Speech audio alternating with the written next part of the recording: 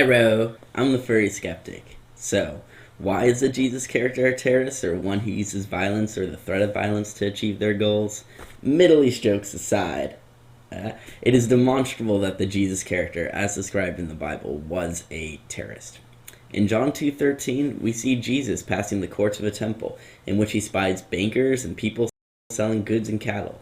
Jesus then takes the time to make a whip, an instrument of terror, and then drives everyone from the courtyard. The cattle, the people, flips over tables, freaks the fuck out, and screams that the temple was God's property. Now, this is when Christian minds will try to jump to something else, anything else, and not take acceptance for the character of their Christ. They may try to spew out bullshit reasoning about how it's acceptable since he is their sky daddy who made us and thus can do whatever he wants. However, at the end of the day, if we were to examine the quality of this character, we see there's little to no difference between Christ and a Muslim extremist blowing himself in the street of Israel, shouting how the Holy Land under their feet belongs to Allah. Just as that terrorist was willing to commit acts of violence to achieve his religious and political goals, Christ is willing to make people fear for their safety legitimately by chasing them around with a freaking whip. This is sufficient enough to characterize the Christ as a terrorist by any honest person's sentiments.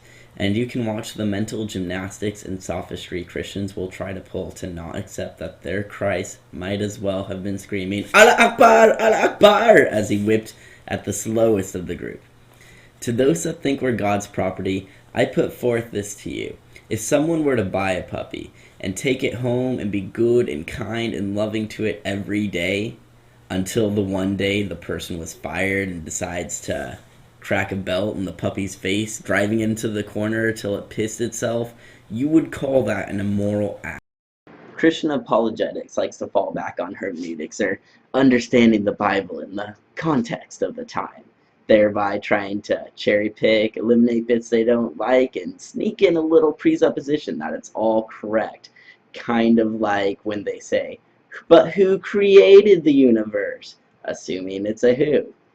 However, if you were to see this Jesus character on the news, chasing people with a whip, threatening to commit violence against people, and screaming that the area belonged to his God, you would label him a terrorist, and you would hope a counter-terrorist group knees him in the chest before he can hurt anyone.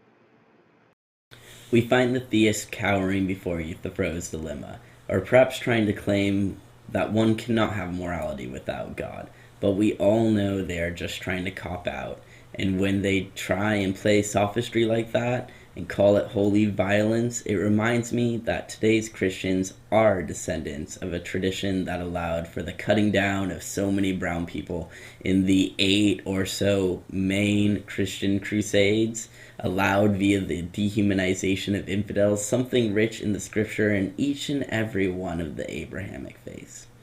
In later videos, I will approach a key point upon why I'm pissed off at the historicity of Jesus, maybe add a few more asshole Jesus bits from the Bible, and until then, keep being awesome. Hugs! If you liked my video, please subscribe, tell me your thoughts, or draw emoticon penises in the comments bar, or give me a thumbs up.